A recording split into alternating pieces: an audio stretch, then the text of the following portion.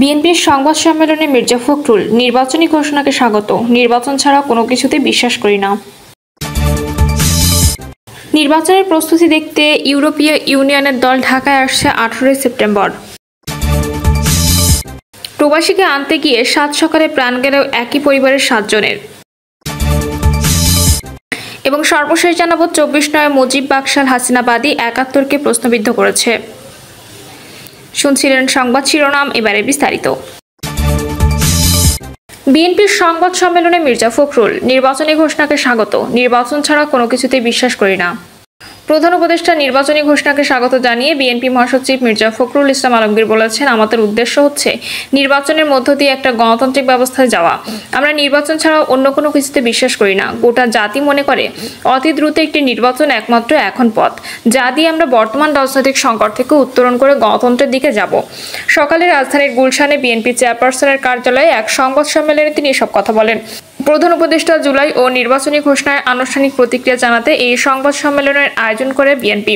সাংবাদিকদের প্রশ্নের জবাবে মির্জা ফখরুল বলেন, যারা হতাশ হয়েছে তারা সারা জীবন হতাশ থাকে। আনুষ্ঠানিক প্রতিক্রিয়া হয়তো তারা এখনো দেয়নি। তাৎক্ষণিক প্রতিক্রিয়া তারা বলেছে, আমরা আশা করব তারা একটা পজিটিভ দৃষ্টিভঙ্গি দিয়ে এই জাতীয় এবং গণতান্ত্রিক উত্তরণের পথকে পরিষ্কার করবে। তিনি বলেন, নিশ্চয়ই এখনো পর্যন্ত যতগুলো কাজ করে এসেছেন প্রফেসর ডক্টর মোহাম্মদ ইউনূস, তাতে প্রমাণ করেছে ভবিষ্যতেও তিনি নির্বাচনকে সুষ্ঠু ও অবাধ করার জন্য এমন কিছু করবেন না যেটা প্রশ্নবিদ্ধ হবে। নির্বাচনের প্রস্তুতি দেখতে ইউরোপীয় ইউনিয়নের দল ঢাকায় আসছে 18 সেপ্টেম্বর। ত্রয়োদশ জাতীয় সংসদ নির্বাচন সামনে রেখে ইউরোপীয় ইউনিয়নের একটি প্রাক নির্বাচনী পর্যবেক্ষক দল ঢাকা সফরে আসছে আগামী 18 সেপ্টেম্বর। ইউরোপীয় ইউনিয়ন এর পর্যবেক্ষক দলে 3 জন বিদেশি এবং 4 জন স্থানীয় মিলিয়ে 7 জন থাকবেন এবং দলটি আগামী 7 অক্টোবর বাংলাদেশে তাদের প্রাক নির্বাচনী পর্যবেক্ষণ মিশন শেষ করবে বলে নিশ্চিত করেছে সংশ্লিষ্ট একাধিক সূত্র। ইউরোপীয় ইউনিয়নের পর্যবেক্ষক দলটি বাংলাদেশ সরকারের সফরকালে ত্রয়োদশ জাতীয় নির্বাচন ঘিরে সুষ্ঠু, অংশগ্রহণমূলক ও নিরপেক্ষ পরিবেশ রয়েছে কিনা তা পর্যবেক্ষণ করবে। আর এই অনুসন্ধানী সফরের ভিত্তিতে ইউরোপীয় ইউনিয়ন সিদ্ধান্ত নেবে তারা বাংলাদেশে পূর্ণাঙ্গ নির্বাচন পর্যবেক্ষণ দল পাঠাবে কিনা। সফরকালে দলটি নির্বাচন কমিশন, রাজনৈতিক দল, নাগরিক সমাজ এবং সংশ্লিষ্ট অংশীদারদের সঙ্গে মত বিনিময় করবে বলে জানিয়েছে সংশ্লিষ্ট আরেকটি দায়িত্বশীল সূত্র। প্রাক নির্বাচনী পর্যবেক্ষক দলের বাংলাদেশ সফরের আগ্রহ সম্পর্কে জানতে চাইলে ব্রাসেলসের রাজধানী, যেখানে ইউরোপীয় ইউনিয়নের সদর দপ্তর, একটি সূত্র জানায়, ইউরোপীয় ইউনিয়নের নির্বাচন পর্যবেক্ষণ কার্যক্রম সাধারণত নিজস্ব মূল্যায়ন ও স্বাগতিক দেশের অনুমতির ভিত্তিতে পরিচালিত হয়। এবারও উভয় পক্ষের সম্মতির ভিত্তিতে তারা পর্যবেক্ষণে আসছে। কিভাবে কাজ করবে ইউরোপীয় ইউনিয়ন পর্যবেক্ষক দল? সাধারণত 2 ধাপে নির্বাচন পর্যবেক্ষণ কার্যক্রম পরিচালনা করবে ইউরোপীয় ইউনিয়ন। প্রথম ধাপে পাঠায় একটি প্রাক নির্বাচনী অনুসন্ধানী দল। এবার ত্রয়োদশ জাতীয় নির্বাচন সামনে রেখে যারা আসছে তারা মূলত নির্বাচনের পরিবেশ, রাজনৈতিক পরিস্থিতি এবং সংশ্লিষ্ট অংশীদারদের সঙ্গে মত বিনিময়ের মাধ্যমে একটি মূল্যায়ন প্রতিবেদন তৈরি করবে। যে প্রতিবেদনের ভিত্তিতে ইউরোপীয় ইউনিয়ন সিদ্ধান্ত নেবে তারা ত্রয়োদশ জাতীয় নির্বাচনের সময় পূর্ণাঙ্গ পর্যবেক্ষক দল পাঠাবে কিনা। এই প্রক্রিয়ায় তারা নির্বাচন কমিশন, অন্তর্বর্তী সরকার, বিএনপি, জামায়াত সহ বিভিন্ন রাজনৈতিক দল, নাগরিক সমাজ, গণমাধ্যম কর্মী এবং আন্তর্জাতিক সংস্থার প্রতিনিধিদের সঙ্গে বৈঠক করবেন। দলটি মূলত নির্বাচনের স্বচ্ছতা, অংশগ্রহণ নিশ্চিতকরণ, সহিংসতা ও ভয়ের পরিবেশ আছে কিনা এসব বিষয় খতিয়ে দেখবে। বাংলাদেশের নির্বাচন প্রসঙ্গে ইউরোপীয় ইউনিয়নের অবস্থান, বাংলাদেশের গণতন্ত্র, মানবাধিকার এবং সুশাসন নিয়ে ইউরোপীয় ইউনিয়ন বরাবরই সংলাপ ও সহযোগিতার মাধ্যমে কাজ করতে আগ্রহী। তারা মনে করে একটি অংশগ্রহণমূলক, স্বচ্ছ, নিরপেক্ষ নির্বাচন শুধু বাংলাদেশের অভ্যন্তরীণ স্থিতিশীলতার জন্য নয়, বরং আন্তর্জাতিক সম্পর্ক ও বাণিজ্যিক সহযোগিতার ক্ষেত্রে গুরুত্বপূর্ণ। ইউরোপীয় ইউনিয়ন বাংলাদেশ এর আগেও বিভিন্ন জাতীয় নির্বাচনে পর্যবেক্ষক দল পাঠিয়েছে, বিশেষ করে 2001 ও 2008 সালের নির্বাচনে। তবে 2018 সালের জাতীয় নির্বাচনে তারা পূর্ণাঙ্গ পর্যবেক্ষক দল পাঠায়নি, বরং একটি ছোট অনুসন্ধানী দল পাঠিয়ে রাজনৈতিক পরিস্থিতি মূল্যায়ন করেছিল। 2024 সালে জাতীয় সংসদ নির্বাচন ঘিরে ইউরোপীয় ইউনিয়ন পর্যবেক্ষণ কার্যক্রম বেশ আলোচিত ছিল। তারা শুরুতে আগ্রহ দেখালেও শেষ পর্যন্ত পূর্ণাঙ্গ পর্যবেক্ষক দল আর পাঠায়নি।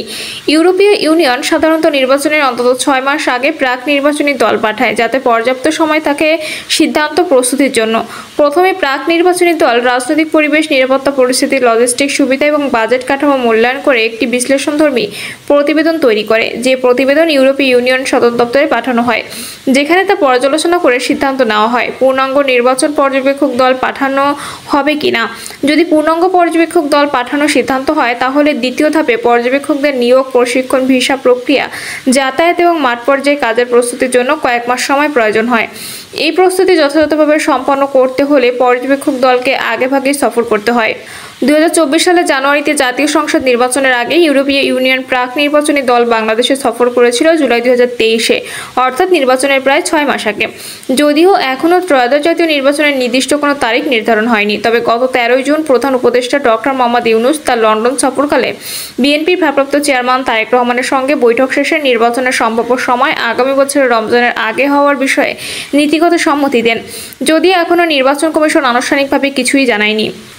আওয়ামী লীগের কার্যক্রম নিষিদ্ধকে অন্তর্ভুক্তিমূলক নির্বাচনের বাধা মনে করতে পারে ইউরোপীয় ইউনিয়ন। ত্রয়োদশ জাতীয় নির্বাচন ঘিরে দেশের রাজনৈতিক অঙ্গনে নাটকীয় পরিবর্তন ঘটেছে। জুলাই গণঅভ্যুত্থানের সময় গণহত্যায় জড়িত থাকার অভিযোগে অন্তর্বর্তী সরকারের এক ঘোষণায় রাজনৈতিক দল বাংলাদেশ আওয়ামী লীগের সব ধরনের কার্যক্রম নিষিদ্ধ ঘোষণা করা হয়েছে। অন্তর্বর্তী সরকারের পক্ষ থেকে প্রকাশিত এক গেজেট বিজ্ঞপ্তিতে আওয়ামী লীগের রাজনৈতিক কার্যক্রম নিষিদ্ধ ঘোষণা করা হয়। দলটির অনলাইন উপস্থিতি, রাজনৈতিক সভা, এমনকি নির্বাচনী প্রস্তুতিও এই নিষেধাজ্ঞার আওতায় পড়ে। নির্বাচন কমিশনও আওয়ামী লীগের নিবন্ধন স্থগিত করে, ফলে দলটি পরবর্তী জাতীয় নির্বাচনে অংশগ্রহণ করতে পারবে কিনা তা নিয়ে শঙ্কা রয়েছে। এই নিষেধাজ্ঞার ফলে নির্বাচন অন্তর্ভুক্তিমূলক হবে কিনা তা নিয়ে ইউরোপীয় ইউনিয়ন প্রস্তুত তুলতে পারে বলে মনে করছে সংশ্লিষ্টরা। ইউরোপীয় ইউনিয়ন যে প্রাক নির্বাচনী পর্যবেক্ষক দল পাঠাবে তার উদ্দেশ্য হবে নির্বাচনী পরিবেশ অংশগ্রহণমূলক এবং নির্বাচন কমিশনের নিরপেক্ষতা মূল্যায়ন করা। তবে আওয়ামী লীগের কার্যক্রম নিষিদ্ধ হওয়া এই পর্যবেক্ষকদের জন্য একটি বড় উদ্বেগের বিষয় হয়ে দাঁড়াতে পারে বলে মনে করছেন কূটনৈতিক বিশ্লেষকরা। তাদের মতে ইউরোপীয় ইউনিয়ন সাধারণত এমন নির্বাচন পর্যবেক্ষণ করে যেখানে প্রধান রাজনৈতিক দলগুলো অংশগ্রহণ করে এবং গণতান্ত্রিক পরিসর বজায় থাকে। বর্তমান পরিস্থিতিতে পর্যবেক্ষক দল যদি মনে করে যে সম্ভাব্য নির্বাচন অন্তর্ভুক্তিমূলক হবে না, তাহলে তারা পূর্ণাঙ্গ পর্যবেক্ষণ মিশন পাঠানো থেকে বিরত থাকতে পারে। তারা নির্বাচনকে অগ্রহণযোগ্য ঘোষণা করতে পারে যদি প্রধান দলগুলো অংশগ্রহণ না করে। প্রবাসীকে আনতে গিয়ে 7 সকালে প্রাণ গেল একই পরিবারের 7 জনের। ওমান প্রবাসীকে আনতে গিয়ে সড়ক দুর্ঘটনায় একই পরিবারের 7 জন নিহত হয়েছেন। ভোরে নোয়াখালীর বেগমগঞ্জ উপজেলার আলাইয়াপুর ইউনিয়নে এই দুর্ঘটনা ঘটে। নিহতদের সবার পরিচয় তাৎক্ষণিকভাবে জানা যায় না গেলেও তারা সবাই ওমান প্রবাসীকে আনতে ঢাকায় গিয়েছিলেন। জানা গেছে বিমানবন্দর থেকে ফেরার পথে তারা একটি প্রাইভেট কার ও হাইস মাইক্রোবাসে করে লক্ষ্মীপুরে ফিরছিলেন। এমন সময় পথে মাইক্রোবাসটি নিয়ন্ত্রণ হারিয়ে খালে পড়ে যায়। এতে ঘটনাস্থলে 7 জন নিহত হন। স্থানীয়রা জানায় ভোর রাতে দুর্ঘটনাটি ঘটে। সে সময় লোকজন কিছু বুঝে উঠতে পারেনি। পরে আলো ফুটলে ঘটনা দেখে আশেপাশের মানুষ এগিয়ে এসে লাশ উদ্ধারে সহায়তা করে। চন্দ্রগঞ্জ হাইওয়ে থানার ওসি মোহাম্মদ মোবারক হোসেন ভুইয়া বলেন, চালক ঘুমিয়ে পড়ে গাড়িটি নিয়ন্ত্রণ হারিয়ে খালে পড়ে যায়। কয়েকজন বের হতে পারলেও 7 জন ভেতরে আটকা পড়ে মারা যায়। তাদের লাশ উদ্ধার করে হাসপাতালে পাঠানো হয়েছে। বেগমগঞ্জ উপজেলা স্বাস্থ্য কমপ্লেক্সের চিকিৎসক ডক্টর মোহাম্মদ মনির হোসেন বলেন, আমরা এখনো পর্যন্ত 2টি লাশ পেয়েছি। ধারণা করা হচ্ছে তারা ঘটনাস্থলে মারা গেছেন। বেগমগঞ্জ মডেল থানার ওসি মোহাম্মদ লিটন দেওয়ান বলেন, রেকারের সাহায্যে দুর্ঘটনা কবলিত গাড়িটি খাল থেকে তোলা হয়েছে। ঘটনাস্থলে আর কোনো লাশ নেই। ওমান প্রবাসী বেঁচে আছেন। নিহতদের পরিচয় শনাক্তে হাইওয়ে পুলিশ কাজ করছে। প্রিয় দর্শক, এই ছিল এখনকার সর্বশেষ সংবাদ। আপডেট সব সংবাদ পেতে চ্যানেলটি সাবস্ক্রাইব করে বেল আইকনটি ক্লিক করে রাখুন।